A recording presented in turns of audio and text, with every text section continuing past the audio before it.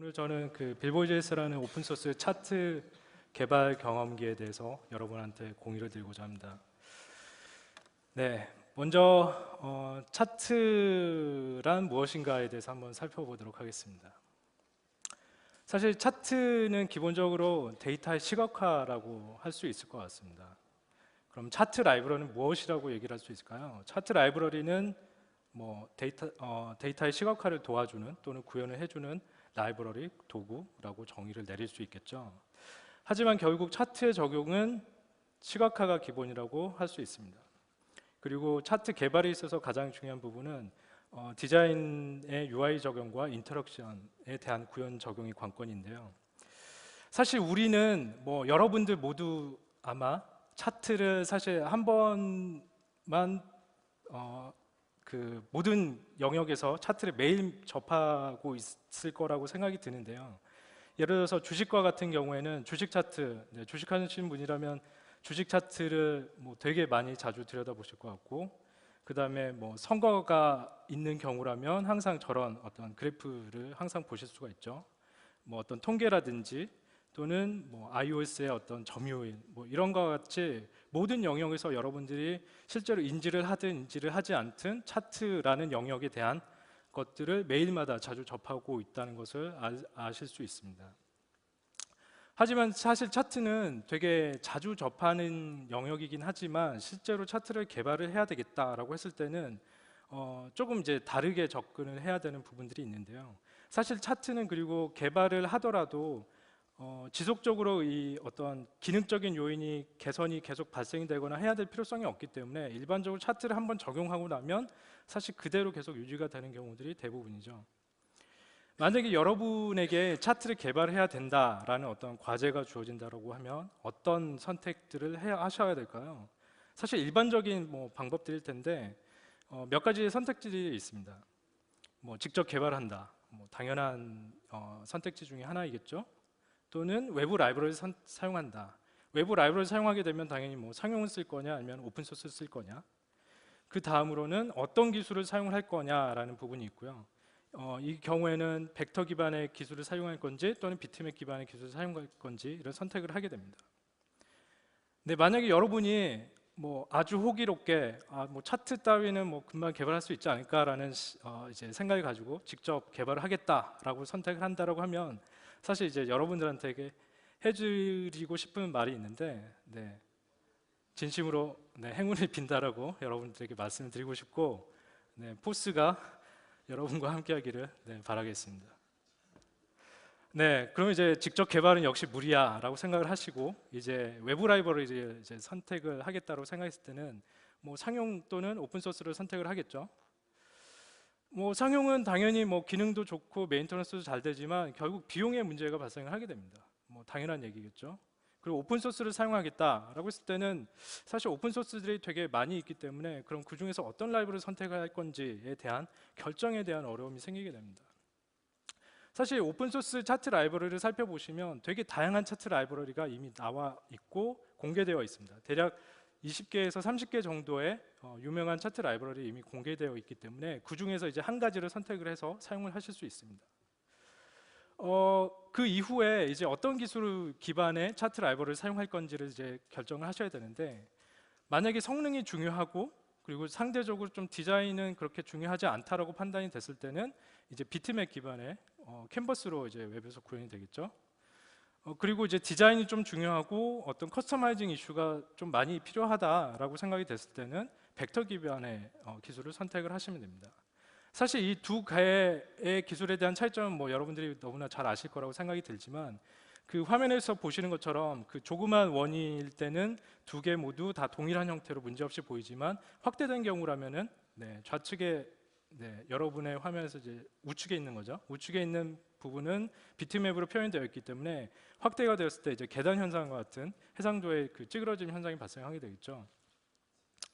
사실 차트는 단순하게 기술적인 영역뿐만이 아니라 어떤 영역에서 차트를 사용할 건지에 따라서도 기술적 어떤 기술을 선택할지를 선택을 하셔야 됩니다. 예를 들어서 대용량의 트래픽 실시간을 뭔가 모니터링하는 어떤 도구를 사용한다고 가정을 해볼게요. 그럴 경우에는 사실 수치에 대한 변화가 중요하지 어떤 기본적으로 그 차트 라이브러리에서 제공하는 디자인적인 요소가 중요하지는 않겠죠. 뭐 일반적으로. 그리고 이런 경우에는 어떤 관리 도구, 어드민 도구들에 좀 적합하다고 볼 수가 있을 것 같습니다. 그리고 실제로 그 시각화된 차트를 보는 사용자들은 대다수 이제 어드민이라고 가정을 해볼 수가 있겠죠. 그리고 또 다른 영역으로는 엔드 유저 대상으로 하는 서비스들이 있겠죠. 사실 이 경우에는 주로 정적인 데이터를 대상으로 하는 데이터를 이제 시각화하는 경우에 사용이 될 거고, 그리고 이 경우에는 아주 다양한 디자인과 UX적인 요구가 필요로 하기 때문에 좀 커스터마이징에 대한 유연성이 필요로 하게 됩니다. 그리고 이 경우에는 불특정 어떤 대규모의 사용자들을 대상으로 하는 서비스이기 때문에 이전 경우와는 사뭇 다른 영역이라고 볼 수가 있을 것 같습니다. 네, 이제 네이버에서 그간 차트를 어떤 식으로 이제 그 개발을 해왔고 어떤 식으로 적용해왔는지를 한번 살펴보도록 하겠습니다. 사실 네이버에서는 뭐 여러분들이 실제로 차트를 적용해 보신 경험이 있으신 분들이 계실지 모르겠지만 서비스마다 되게 다양한 라이브러리를 사용하고 있었습니다. 그리고 그로 인해서 당연히 다양한 문제점들이 발생됐었는데, 문제점들은 기술적인 노하우가 축적이 안 되는 부분이 있었습니다. 그러니까 다양한 라이브러리를 사용하기 때문에 필연적으로 발생할 수밖에 없는 부분이겠죠. 그리고 상용 라이브러리를 사용한 경우에는 이제 비용의 문제가 발생이 되고, 그리고 경험이 누적되지 않기 때문에 항상 차트를 개발할 때마다 어떤 뭐 커뮤니케이션의 비용이라든지 디자인 개발에 대한 리소스가 매번 반복해서 낭비되는 상황이 발생을 하게 되었습니다. 물론 네이버에서도 그 일반적으로 접근을 하는 그 방법에 따라서 처음에는 자체 개발을 시도를 했었고요. 하지만 성공적이진 못했습니다. 왜 그러냐면 서비스 적용 이후에 아까 서두에서 말씀드렸던 것처럼 계속해서 그 메인터넌스 요인이 발생되지 않기 때문에 차트 자체도 메인터넌스가 잘 되지 않는 문제가 발생이 되었고요. 그리고 초기에 개발을 참여했던 사람이 뭐 이직이라든지 또는 다른 서비스 개발로 인해서 시간을 이제 그 해당 차트 라이브러리의 메인터넌스를 참여하지 못하게 되는 경우가 발생하기 때문에 계속 이제 어떤 어려움이 발생을 하게 되는 상황에 직면을 하게 되었습니다. 그리고 마지막에 이제 가장 중요하다고 할 수 있는데, 타 라이브러리 대비 범용성이 줄어들 수밖에 없겠죠. 그렇다면 만약에 오픈소스를 사용을 하게 된다라고 했을 때는 어떤 이점들이 있을까요? 생각을 해보면 지속적인 업데이트, 그리고 기술적인 트렌드 반영, 그리고 안정성 등을 기대할 수 있기 때문에 좀 매력적이지 않을까라고 생각해 볼 수가 있고요. 또 한 가지는 오픈소스가 만약에 지속되지 않으면 뭐 우리가 이제 포크를 해서 계속해서 지속할 수도 있지 않을까라는 생각을 해볼 수가 있겠죠. 그 다음은 이제 그 네이버 내에서 공통 라이브러리를 만약에 한 개의 어떤 공통 라이브러리를 사용하게 된다라고 했을 때는 각각 다른 라이브러리 사용으로 인해서 발생되는 어떤 여러 가지 문제점들과 또 기술적인 어떤 경험 축적, 이런 것들을 해결할 수 있지 않을까라는 생각을 하게 됩니다. 그래서 직접 개발도 해봤었고 외부의 다른 라이브러리들을 사용해봤으니까 이제 조금 다른 방법으로 접근을 해보자라고 생각을 하게 됩니다. 일단 라이브러리 발전은 굳이 우리가 개발을 해서 운영을 하기보다는 오픈소스 생태계에 맡기는 게 가장 좋지 않을까라는 생각을 했고요. 그리고 만약에 우리가 필요한 기능이 있다고 판단됐을 때는 PR을 통해서 자연스럽게 컨트리뷰션을 하면서 발전하는 모습을 생각을 하게 됩니다. 그리고 오픈소스는 뭐 당연히 어느 정도 일정 수준 검증되었다라고 볼 수도 있기 때문에 안정성 측면에서도 좀 유리한 측면이 있다고 생각을 했고요. 그리고 다양한 문서 프랙티스들이 존재했습니다. 그래서 C3JS라는 라이브러리에 확장 라이브러리를 만드는 시도를 하게 됩니다. 사실 C3JS라는 라이브러리 아시는 분이 계실지 모르겠지만 C3JS를 선정했던 이유는 내부적으로는 이런 이유들이 있었습니다. 일단 가장 인기 있는 D3JS 기반의 라이브러리를 선택을 했고요. D3JS 라이브러리 아시는 분이 계시리라고 생각이 드는데, 네, D3JS는 그 SVG 그래픽을 다루는 이제 해당 영역에서의 어떤 거의 표준적인 라이브러리를 생각하시면 되는데, 일단 그래서 그 라이브러리에 기반하는 라이브러리를 한정을 하도록 했고요. 그 다음에 얼마나 인기도가 많은지를 판단을 했습니다. 당연히 그 수많은 오픈소스 라이브러리 중에서 당연히 선택을 하기 위해서는 뭐 여러 가지 인기도들을 판단해서 가장 사용자가 많은 그런 것들을 선택을 하게 되겠죠. 그 다음에 라이브러리 자체가 제공하는 인터페이스들을 확인을 해봤고요. 그리고 충분한 문서와 예제가 존재하는지 웹상에, 그리고 또 한 가지는 이제 네이버 서비스들에서 이미 다수의 서비스들에서 C3JS를 이미 사용하고 있다는 점, 이 점이 C3JS라는 라이브러리를 선택을 하게 된 배경입니다. 그리고 디자인 커스터마이징 이슈도 중요했고요. 네, 그래서 이제 개발을 시작을 하게 되었는데, 일단 차트를 개발할 때 어떤 어려운 문제점들을 겪었는지를 소개를 드리고자 합니다. 일반적으로 차트를 개발을 하겠다라고 접근했을 때는 보편적으로 겪게 되는 문제점들이 있습니다. 일단 기본적으로 커뮤니케이션에 대한 문제가 있고요. 그 다음에 디자인과 인터랙션, 커스터마이징에 대한 이슈가 존재를 합니다. 그리고 그 외에도 수많은 문제점들이 있는데, 일단 커뮤니케이션을 한번 얘기를 드려볼게요.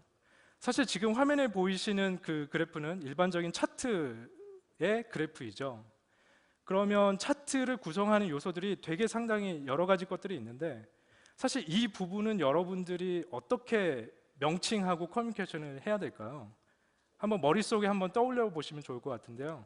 제가 들었던 어떤 커뮤니케이션에 대한 그 명칭은 버블 레이어라든가 툴팁, 그냥 레이어, 뭐 되게 다양한 형태의 이름으로 불리우고 있었습니다. 그 외에도 차트에는 뭐 축도 있고 또는 데이터 포인트, 그리고 사실 저 부분은 어떻게 부르실지 이름을 얘기를 해보라고 하면 아마 좀 어떤 이름으로 불러야 될지를 모르실 것 같은데, 저런 부분들이 상당하게 차트 영역에는 많이 존재를 합니다. 그래서 개발에 참여하는 모든 참여자들과의 커뮤니케이션에 대한 비용이 상당하게 많이 드는 문제점들이 있고요. 그 다음에 이제 디자인을 딱 적용을 해야 되니까 이제 디자인 쪽에서 디자인 가이드, 화면에 보이시는 것과 같은 디자인 가이드가 전달이 됩니다. 하지만 차트는 차트 라이브러리를 통해서 어떤 데이터가 시각화되어서 정형화된 형태의 시각화된 그게 렌더링돼서 출력이 되는 것이기 때문에 사실 일반적인 웹페이지에서의 그 디자인 적용과는 사뭇 다르다고 할 수 있습니다. 하지만 디자인 가이드는 여러분이 보시는 것처럼 각각의 요소들의 크기라든지 폰트, 색상 이런 것들을 이렇게 적용을 해달라고 요청이 오게 되죠. 사실 이런 경우에는 이제 차트에 대한 경험이 많이 없는 경우에 이렇게 저런 형태의 작업이 전달이 되게 됩니다. 그러면 어떻게 적용하는지는 자세한 설명을 생략하도록 하겠습니다. 그 다음에 또 한 가지 문제는 C3JS는 SVG 기반의, 즉 벡터 기반의 기술을 사용한 차트 라이브러리인데, SVG는 그냥 일반적인 DOM 노드이지만 다른 형태의 노드라고 생각하시면 돼요. 그래서 일례로 개발을 할 때 SVG 텍스트를 핸들링하는 경우가 많은데, SVG 텍스트는 일반적인 CSS로 스타일링이 가능합니다. 하지만 BI 같은 거는 줄바꿈 안 됩니다. 새로운 노드를 통해서 줄바꿈을 하셔야 되고요. 그리고 위치 조정이라든지 여백 조정은 어트리뷰트를 통해서 한다거나 또는 트랜스폼의 트랜슬레이트를 통해서 위치를 조정을 하게 됩니다. 그리고 C3JS의 또 한 가지 문제점이 뭐였냐면, C3JS는 모바일 환경에 대해 최적화되어 있지 않기 때문에 일반적으로 차트가 보일 때 사용자가 차트 영역에서 손가락을 대고 터치한 상태에서 계속 위치를 이동시켜 나가면 그 해당 데이터 영역에 속해 있는 데이터를 보기를 원하는 어떤 그런 UX를 기대를 하겠죠. 사실 저런 부분들에 대한 이제 적용도 추가적으로 해주었어야 됐는데, 이거는 비단 차트 영역에만 국한된 것은 아니고요. 일반적으로 모바일 환경에 대한 개발을 할 때 좀 겪게 되는 상황도 동일하리라고 이제 생각이 되는데, 터치하고 여러분들 지금 하단에 보이시는 URL로 접속을 해보시면 직접 테스트를 해보실 수 있는데요. 그 화면에서 단순하게 내가 손가락으로 터치하고 바로 떼었을 때 어떤 형태로 이벤트들이 어떤 순서로 발생되는지를 혹시 아시는 분이 계실까요? iOS 11에서는 다음과 같은 형태의 이벤트들이 발생이 되게 됩니다. 터치 스타트, 엔드, 마우스 오버, 마우스 무브, 그리고 마우스 아웃. 하지만 안드로이드 7에서는 어떨까요? 동일한 액션을 수행했을 때 터치 스타트, 터치 엔드, 마우스 오버, 무브, 마우스 다운, 마우스 업, 클릭, 마우스 아웃, 이런 형태의 이벤트들이 발생이 되게 됩니다. 그래서 결국 그 모바일 웹 환경에서의 어떤 이벤트 핸들링부터도 사실은 좀 난관에 부딪히는 부분 중에 하나라고 할 수 있을 것 같습니다. 그리고 차트를 개발할 때 또 이런 문제를 겪게 되는데요. 사실 두 개의 차트는 모두 다 동일한 값을 표현을 하고 있습니다. 단지 차이점이라고 하면 그 y축에 대한 그 값이 어떤 값에 기반해 있느냐에 대한 차이인데요. 네, 좀 더 확대해서 볼까요? 이 차트는 y축이 0에 기반해서 표현되어 있는 모습이고요. 이 차트는 10만에 기반해서 표현되고 있습니다. 두 개 모두 다 동일한 데이터를 표현하고 있지만 사실 어떤 y축의 값에 기반해서 보여주느냐에 따라서 화면에 보시는 것처럼 아주 사뭇 다른 형태의 차트의 모습으로 보여지게 됩니다. 사실 이런 부분들은 실제로 차트를 개발하거나 적용을 하지 않고서는 좀 경험하긴 어려운 부분 중에 하나라고 볼 수도 있습니다. 그리고 또 한 가지는 데이터는 없지만 데이터를 표현해야 되는 좀 모순적인 상황도 발생이 되는데요. 만약에 데이터가 0이다. 그러면은 표현이 돼야 될까요? 또는 되지 않아야 할까요? 예제를 한번 살펴보죠. 화면에 여러분의 좌측에 있는 도넛 그래프인데 저 경우에는 데이터가 60과 40 각각에 대한 값이 있기 때문에 도넛에 대한 값이 저렇게 표현이 되는 거죠. 하지만 우측에 있는 데이터는 데이터가 0이니까 당연히 표현이 되지 않는 거죠. 하지만 무언가 아무것도 표현되지 않기 때문에 무언가 이상하다고 생각하시는 분도 계시고 또는 뭐 데이터가 없으니까 표현이 안 되는 게 맞다라고 생각하시는 분도 계시겠죠. 사실 이러한 시각적인 어떤 바라보는 관점에 대한 차이점도 존재를 하게 됩니다. 네, 그래서 C3JS 확장 라이브러리 이제 저런 어려움들을 이제 해결하기 위해서 개발을 하게 되었고요. C3 플러스라는 이름으로 개발을 하게 되었습니다. C3 플러스는 이제 C3JS를 확장한 테마 형태의 디자인 차트 라이브러리로 개발을 하게 되었고요. 기본적으로 C3JS를 확장하고 부족한 기능들을 보완하고 그리고 디자인을 쉽게 적용할 수 있는 테마 형태의 차트 라이브러리였습니다. 그래서 커스텀 축이라든지 범내, 모바일, 테마를 통한 차트 생성, 확장 옵션 이런 것들을 지원을 했었습니다. 일단 C3 플러스는 여러분들과 이미 만나고 있는 상태인데요. 작년에 그 네이버 블로그와 포스트에 대한 통계 개편에 대한 작업이 있었는데 그 네이버 블로그와 포스트 통계 이미 적용되어 여러분들을 만나고 있습니다. 사실 C3 플러스의 골은 앞서 설명을 드렸던 그런 문제점들을 해결하기 위해서 만들게 되었는데요. 일단 매번 다른 기술 라이브러리를 다룬 반복적인 비용을 제거를 해보자. 그리고 기본적인 디자인을 활용해서 커스터마이징이 매번 발생하는 그런 요인들을 제거를 해보자라는 목적을 가지고 접근을 했었습니다. 그리고 기술적인 경험, 사용되는 라이브러리의 어떤 기술적인 그 노하우들을 계속해서 축적시키자라는 목표도 가지고 있었습니다. 하지만 현실적인 문제에 이제 직면하게 되는데 장기적인 관점에서 이제 C3 플러스를 오픈 소스로 공개를 하자라고 계획을 하고 있었지만 이게 차트 라이브러리라고 부르기는 좀 애매한 래퍼 또는 애드온 형태의 라이브러리였기 때문에 좀 이거를 공개해도 될지에 대한 효용성에 대한 의문을 가지게 되었고요. 그리고 기반 라이브러리인 C3JS가 이게 계속 메인터넌스가 될까? 제대로 우리가 생각했던 것처럼 올바르게 발전할 수 있을까라는 이제 의문을 갖게 됩니다. 왜냐하면 이제 C3JS의 그 당시 시점에 거의 발전이 되지 않거나 메인터넌스가 이제 중단된 모습을 가졌기 때문에 그런 생각을 가지게 되었고요.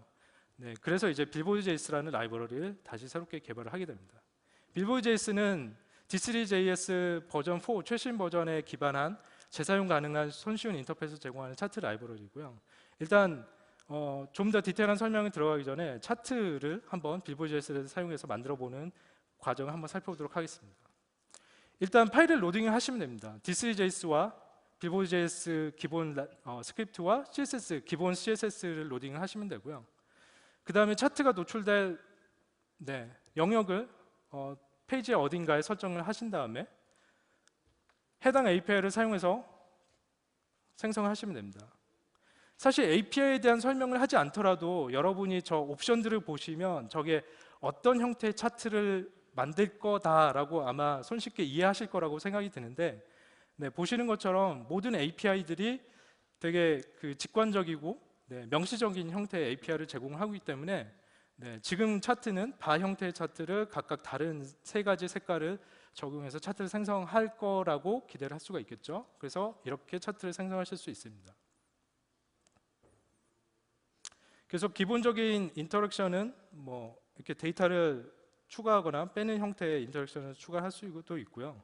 그리고 여러 가지의 다른 형태의 그 차트로 변형을 하실 수도 있습니다.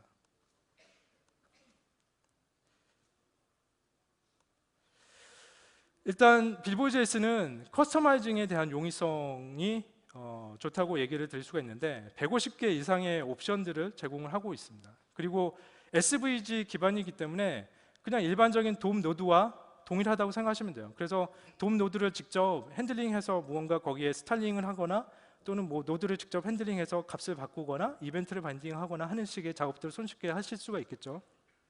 그러니까 굳이 라이브러리에서 제공되는 옵션들만을 사용하는 게 아니라 별도의 작업들을 직접 하실 수 있다는 의미이기도 합니다. 그리고 CSS로 스타일링도 가능하기 때문에 저 부분도 라이브러리에서 제공하는 옵션만을 사용하는 게 아니라 간단하게 어떤 스타일링을 하실 수 있다는 부분도 장점이라고 할 수가 있고요.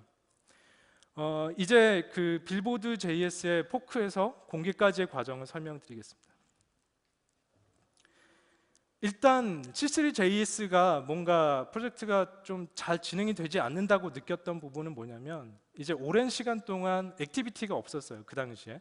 그러니까 새로운 커밋이라든지 또는 이슈가 계속 등록이 돼도 해당 커미터들로부터 답변이 없었고 그래서 그런 상태로 계속 유지가 되고 있던 상태였고요. 그래서 저희는 이제 처음에 무조건 포크를 하자라는 생각을 가지고 접근했던 것은 아니고요.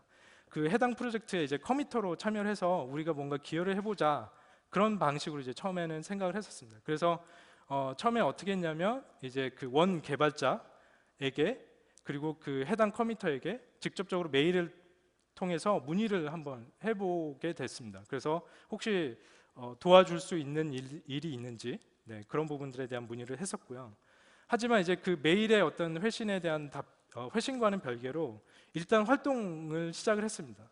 여러분들이 어떤 오픈소스든지 간에 해당 오픈소스의 커미터로 무언가 이제 그 참여할 수 있는 기회를 얻으시려면 당연히 해당 프로젝트에서 무언가 활동을 하셔야 되겠죠. 뭐 답변을 단다든지 아니면 누군가의 이슈를 해결해 준다든지 PR을 보낸다든지 하는 활동이 당연적으로 필요로 하게 됩니다. 그래서 저도 PR을 보내고 커멘트 뭐 답변되지 않는 이슈들에 대해서 커미터들을 대신해서 답변도 해주고 그런 활동들을 하게 되었고요. 그래서 몇 주 동안 이제 그런 활동들을 지속을 했지만 사실 그 초기에 보냈던 메일에 대한 답변도 사실 계속 오지 않았고 그리고 프로젝트 액티비티도 뭐 그동안과 별반 다를 게 없는 상황으로 계속 지속되게 됩니다. 그래서 아예 공개적으로 문의를 하게 됐습니다. GitHub 이슈에 새로 이슈를 등록을 해서 이거 프로젝트 이거 진행이 안 되는 거야? 더 이상 뭐 유지 안 되는 거야? 이런 식으로 이제 문의를 직접 했었고요. 그래서 그 다음 날 이제 커미터 중 한 명이 이제 답변에 달아주게 되었는데 그 실제 모든 그 답변에 대한 내용은 해당 이슈로 들어가시면 여러분은 직접 확인하실 수 있는데 대략적으로 내용은 이제 앤드류라는 이제 커미터인데 C3JS의 커미터가 원래 개발자와 앤드류라는 그 두 명의 개발자로 운영이 되고 있었는데 원래 개발자인 마사유키 씨와 자기도 연락이 되지 않은 지 몇 개월이 됐었고 그리고 자기도 무언가 이제 다른 작업 때문에 그 메인터넌스를 하기 어려운 상황 이런 상황들을 이제 공유를 해줬고요. 그래서 이제 저도 추가적으로 답변을 통해서 만약에 이런 식으로 진행이 된다라고 하면 사실 프로젝트의 그 중단을 예측해 볼 수 있는 거 아니냐. 만약에 그런 상황이 발생이 된다면 나는 새로운 프로젝트를 포크를 해서 새로운 프로젝트를 시작을 할 것 같다라고 이제 답변을 하게 됩니다. 그래서 결과적으로는 그 이후에 이제 더 이상 진행되질 않아서 포크를 하기로 내부적으로 결정을 했고요. 왜냐하면 뭐 여러 가지 명제가 있긴 했지만 초기에 만약에 프로젝트가 진행이 되지 않으면 포크를 통해서 유지를 한다라는 명제가 있었기 때문에 그렇게 결정을 하게 됐었습니다. 그리고 때마침 어떻게 보면 뭐 좀 필연적이라고도 할 수 있을지도 모르겠지만 C3JS에서 그 당면한 어떤 해결해야 될 큰 과제들이 이미 있었어요. D3JS의 최신 버전을 지원하지 못한다는 점이 가장 컸고요. 지금 C3JS는 3.5 버전을 지원을 하고 있습니다. 그래서 D3JS4는 이제 지원을 하고 있지 않기 때문에 이제 그런 부분들을 해결해야 되겠다라는 과제가 있었고, 그리고 모바일 환경 미지원에 대한 부분, 그리고 오래된 개발 스타일 코드를 유지하고 있었기 때문에 이런 부분도 해결해야 될 과제 중에 하나였습니다. 그 다음에 SVG 폴리필 제거라든지 여러 가지 것들이 있었습니다. 일단 하지만 여러분들이 생각하셔야 될 게 유명 프로젝트를 내가 그러면 포크를 해서 내가 다른 프로젝트를 시작해야지라고 물론 생각하실 수도 있지만 포크를 한다고 해서 사용자가 갑자기 막 새로 포크한 프로젝트에 몰려오지는 않겠죠. 되게 당연한 얘기겠지만 기존 커뮤니티에 이 프로젝트가 어떤 상황이어서 왜 포크를 하게 되었는지, 왜 새로운 프로젝트를 만들게 되었는지에 대한 당위성이 제시가 되어야 될 필요성이 있습니다. 그래야만 기존 사용자들을 흡수하거나 어떤 그 전반적인 그 프로세스들을 이해시키는 데 도움이 될 수가 있겠죠. 그리고 또 한 가지는 포크를 한 사람이 진짜 어느 날 뭐 아무 활동도 없는 사람이 갑자기 와서 포크를 했다라고 하면 더더욱 신뢰가 떨어지겠죠. 그래서 기존에 활동했던 그런 것들 플러스 또는 이제 그런 어떤 노력들을 보여줘야만 포크에 대한 부분이 상당 부분 받아들일 수 있는 확률이 높아지지 않을까라고 생각합니다. 이제 그 포크를 하고 나서 공개까지 이제 한 2개월 정도의 시간이 걸렸는데 그 2개월 동안의 과정에 대해서 설명을 드리겠습니다. 일단 D3 버전 4에 대해서 사실 그 아시는 분이 계실지 모르겠지만 D3 버전 3와 버전 4는 상당하게 많은 차이가 있습니다. 거의 뭐 그 호환되지 않는 완전히 새로운 라이브러리라고 해도 과언이 아닐 정도의 변경 사항들이 발생을 했기 때문에, 그리고 또 한 가지는 공식 문서가 존재를 하긴 했지만 사실 마이그레이션 가이드가 존재하지 않았습니다. 그 마이크 보스톡이라는 분이 이제 D3JS의 개발자인데 그 분이 이제 어느 그 이슈에 단 커멘트를 확인해 보시면 뭐 자기는 마이그레이션 가이드는 만들지도 않을 거고, 네, 그렇기 때문에 뭐 저 이제 글을 보는 순간 거의 마이그레이션 가이드는 이제 존재하지 않을 거다라고 생각할 수밖에 없는 거죠. 그래서 저 상태에서 이제 마이그레이션을 해야 되는 그런 상황이 처하게 됐고요. 일단 D3JS 버전 4로 업그레이드하는 과정은 좀 지루하고 좀 어려운 부분이 있었는데, 일단 버전 3에서 동일한 모듈과 버전 4에서의 모듈을 이렇게 네이밍 자체도 바뀐 것들이 많았고, 그래서 저런 것들을 일일이 D3 버전 3와 4에 대한 그 변경된 목록들을 일일이 작성을 했었고요. 하지만 모듈 명만 바뀐 게 아니라 모듈에서 수행되던 어떤 비헤이비어도 완전히 바뀌었기 때문에 그 경우에는 버전 3의 API를 확인하고 다시 버전 4에서 어떻게 변경되는지 실제로 실행시켜가는 과정을 통해서 직접 일일이 테스트하면서 진행을 하게 됐습니다. 그리고 그 이외에 차트 생성의 이제 흐름에 따라서 발생되는 오류 라인을 찾아서 그 부분을 수정하고 다시 또 수정한 이후에 다시 또 해결하고 뭐 이런 식으로 이제 해결을 했고, 동시에 이제 그 올드 스타일의 코드들을 최신 뭐 ES6 신텍스와 개발 환경에 맞추는 작업들을 하게 됐습니다. 그다음에 뭐 JS독이라든지 API 문서화 이런 것들을 이제 개선을 하는 작업들을 동시에 진행을 했었고요. 그래서 대략 릴리즈 한 3주 전 정도였을 거예요. 릴리즈 한 3주가 딱 남아 있어서 이제 대다수의 작업은 완료된 상태이고 다큐멘테이션이나 이제 뭐 기타 여러 가지 것들을 이제 좀 정리하는 시점이었는데, 네, 어느 날 갑자기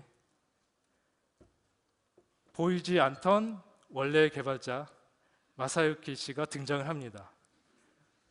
수개월 동안 사실 흔적을 찾아보기 힘들었는데 어느 날 갑자기 커멘트를 딱 등록을 했었고요.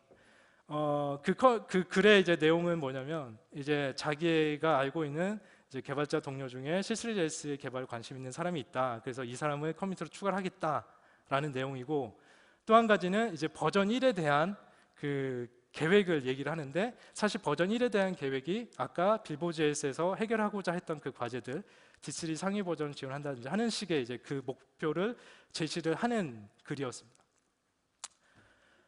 당연히 저희는 이제 3주만 남았는데 3주만 지나면 오픈인데 고민할 수밖에 없었죠. 그래서 많은 진전을 통해서 이제 릴리즈를 딱 이제 눈앞에 두고 있는데 이걸 어떻게 해야 되나, 다시 C3JS의 커뮤니티로 참여를 해서 활동하는 게 나을까라는 생각을 했었죠. 하지만 이미 많은 진전을 통해서 이제 개발을 한 상태였기 때문에, 그리고 그분의 계획만을 통해서 이제 이게 계속 그대로 유지가 될까라는 의문성을 가지게 됐고요. 그리고 커미터가 추가된 이후에도 몇 주 동안 계속 저희가 확인을 해봤는데 사실 프로젝트에서의 어떤 액티비티들이 이전과는 크게 별반 다르지 않은 상황이 지속이 됐었기 때문에 이게 단시간 내에 버전 4로 업데이트가 되지는 않을 거다라는 생각을 갖게 됐습니다.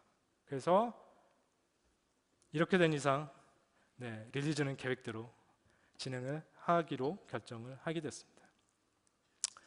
원래는 빌보드 JS가 아니라 C3 플러스 2.0이라는 이름으로 릴리즈를 하려고 했었습니다. 하지만 C3 JS가 무언가 이제 프로젝트가 거의 이제 중단된 듯한 모습을 보였기 때문에 좀 내부적으로 부정적인 의견이 있어서 빌보드 JS라는 이름을 이제 채택을 하게 됐는데, 빌보드 JS는 여러분들이 뭐 아시는 것처럼 초기에 세션을 듣기 전에 아마 빌보드 JS가 뭐야라고 생각하셨을 때 떠올려 보시면 좋을 것 같은데, 빌보드는 뭐 되게 굳이 설명이 필요하지 않은 음악 차트이죠.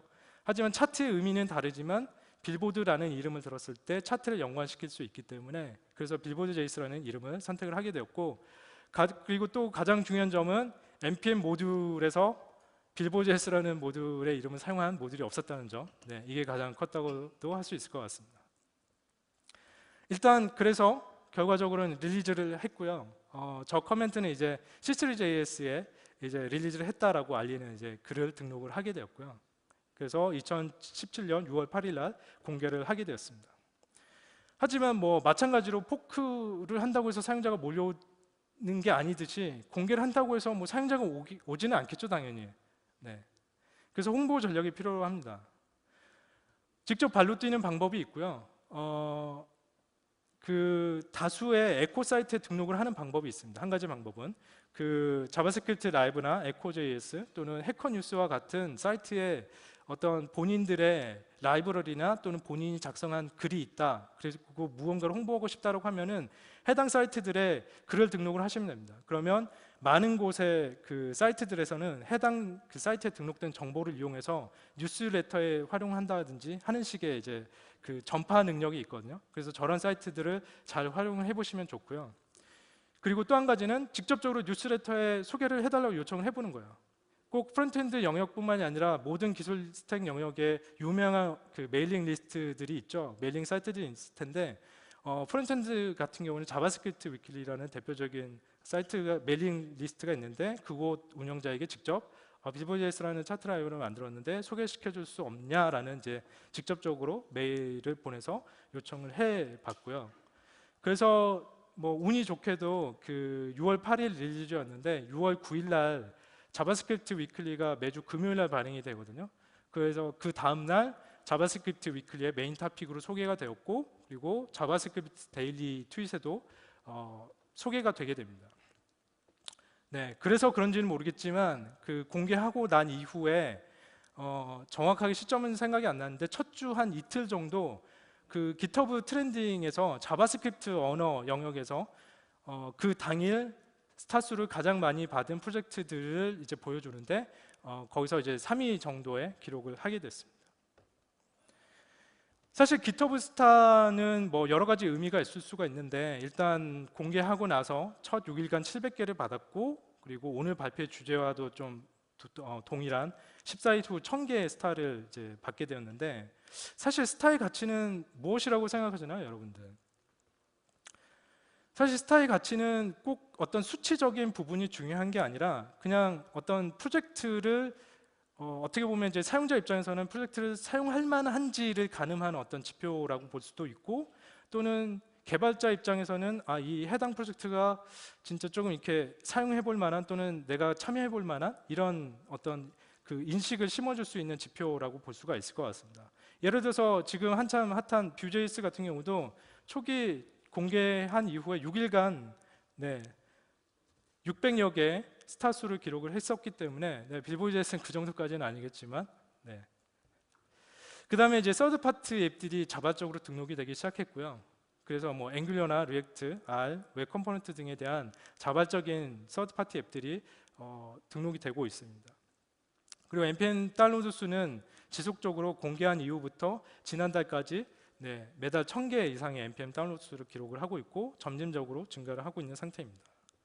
사실 의미 있는 성공을 거뒀다, 성공이라고 얘기하기는 조금 아닌 것 같고요. 일단 의미 있는 어떤 시작점을 기록하게 됐던 부분이 어떤 부분이었을까를 생각을 해보면 여러 가지 것들이 있지만 제가 생각하기에는 충실한 문서의 작성이 필요로 하다고 생각이 됩니다. 그러니까 여러분들이 오픈소스를 공개를 하거나 공개를 하려고 계획을 하고 있다라고 하면은 문서를 충실하게 작성을 해야 될 필요성이 존재를 합니다. 그리고 풍부한 데모, 예제를 제공을 하는 것도 필요로 하고요. 빌보드 JS는 이제 80여 개의 예제를 제공하고 있어서 이걸 가지고 어떤 차트를 만들 수 있는지를 이제 손쉽게 처음 접하는 사람들에게 알려줄 수 있는 역할을 하고 있다고 생각을 하고 있습니다. 사실 이제부터가 시작이라고 할 수가 있고요. 사실 스타의 수는 말씀드렸던 것처럼 어떤 보다 발전할 수 있는 기본적인 베이스가 되는 역할이지 사실 스타의 개수가 중요하다고 생각하지는 않습니다. 그리고 좀 더 발전을 계속 꾸준하게 발전하기 위해서는 이슈에 대한 대응이 빠른 대응이 필요합니다. 즉 누군가 질문했을 때 이슈를 등록했을 때 여러분들이 빠르게 피드백을 줄 수 있어야만 계속해서 사용자들이 또는 개발자들이 관심을 갖고 해당 라이브러리를 사용할 수 있도록 유도할 수가 있고요. 그리고 신규 기능과 버그에 대한 처리도 빨리 계속 지속적으로 진행을 해야 되겠죠. 일단 지속적인 기능 추가를 위해서 그 마지막 그 리리즈에서는 플레이그라운드를 추가를 했고요. 플레이그라운드는 이제 기본적인 라이브러리의 기능이라기보다는 웹상에서 차트를 직접 이제 만들어 보고 테스트해 볼 수 있는 온더플라이로 테스트해 볼 수 있는 사이트라고 생각하시면 됩니다. 그 다음에 신규 옵션들과 문서를 지속적으로 추가하는 부분도 중요한데 신규 옵션들 중에는 C3 플러스에서 경험했던 옵션들을 이번에 빌보드 JS에 추가하는 그런 릴리즈를 진행을 했었습니다. 사실 오픈소스를 진행을 할 때 여러분들은 오픈소스에서 가장 중요한 점이 무엇이라고 생각하시나요? 지금 이 서베이는 그 opensurvey.org라고 해서 GitHub에서 이제 그 GitHub 개발자들을 대상으로 한 서베이인데 오픈소스에서 많은 사람들이 중요하다고 생각하는 부분들은 안정성, 그리고 충분한 문서, 그리고 책임감이 중요하다라고 많은 사람들이 답변을 하고 있습니다. 마찬가지로 여러분들도 그렇게 생각을 하시리라고 생각이 들고요. 하지만 오픈소스를 만약에 지금 운영을 하고 계시다면 사실 이 부분이 공감이 되실 수도 있지만 오픈소스는 사실 누군가의 노력이 여러분들에게 되게 그 어떤 대가 없이 무료로 제공이 되고 있습니다. 대체적으로는. 하지만 그만큼 쉽게 비난을 받고 있는 영역이기도 한데요.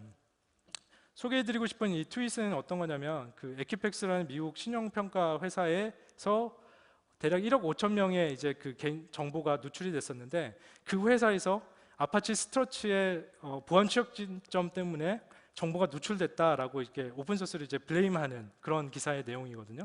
그런 것처럼 여러분들이 오픈소스를 많은 곳에서 사용하고 있지만 혹시나 사용하면서 이거 왜 이따위야 라는 또는 왜 이렇게 안 돼 라고 했던 부분들이 아마 있으셨을 거예요.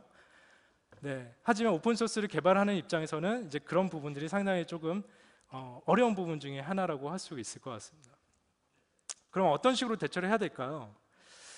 이거는 이제 그 GitHub에서 그 되게 여러 개의 오픈소스 활동을 하는 어떤 개발자의 어떤 얘기를 좀 소개시켜 드리고 싶어서 이제 소개시켜 드리고 싶은데요.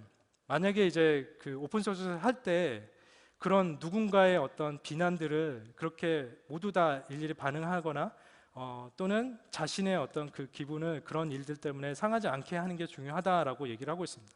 왜냐하면 그런 비난하는 사람들 또는 이제 트롤이라고도 얘기할 수 있을 텐데 트롤들은 그런 어떤 비난에 대한 반응을 하는 것들을 먹고 사는 사람들이기 때문에 그런 것에 일일이 반응할 필요는 없다라는 어떤 얘기를 하고 있는데 네, 여러분들도 만약에 오픈소스를 하고 있을 때 그런 상황이 겪게 된다면 좀 의연하게 대처하실 수 있는 하셨으면 좋겠습니다. 네, 거의 이제 다 마지막에 왔고요. 여러분들은 오픈소스를 왜 하시나요? 네, 저는 좀 이런 생각을 가지고 오픈소스를 하고 있는데요. 여러분들이 개발자로서의 생활을 하는 동안 그게 어느 정도의 시간일지는 모르겠지만 개발자로서 생활을 하는 동안 그 시간 동안 많은 오픈소스들의 도움을 받으셨을 거예요. 또는 계속 앞으로도 받으실 거고요. 그래서 저는 이제 그 도움 받은 것들에 대해서 다시 기여를 하는 그런 가치가 있는 의미 있는 행동이라고 생각합니다. 그러니까 단순하게 내가 그 누군가의 도움을 무료로 그냥 제공을 받았고 한다는 것에 끝나는 것이 아니라 나도 다시 누군가에게 누군지는 알 수 없는 그 누군가의 개발자들에게 도움을 줄 수 있는 그런 것들을 하면 조금 더 좋은 세상을 만들 수 있지 않을까라는 생각을 합니다. 그리고 마지막으로 C3JS의 원래 개발자인 마사유키 타나카 씨와 그리고 C3JS 커뮤니티와 컨트리뷰터들 모든 분들에게 감사를 드리면서 오늘 발표를 마치도록 하겠습니다. 감사합니다.